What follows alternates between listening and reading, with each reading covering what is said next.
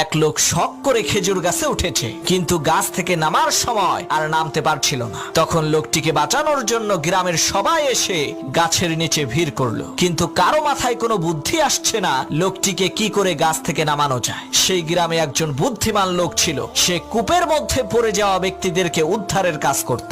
সেই বুদ্ধিমান লোক সেখানে এসে একটি রশি খেজুর গাছের মাথায় ছুঁড়ে মারলেন এবং খেজুর গাছের আগায় বসে থাকা সেই লোকটিকে রশিটি ধরে মাজায় বেঁধে ফেলতে বললেন, আর রশির অপর প্রান্তে কয়েকজন লোককে ধরতে বললেন।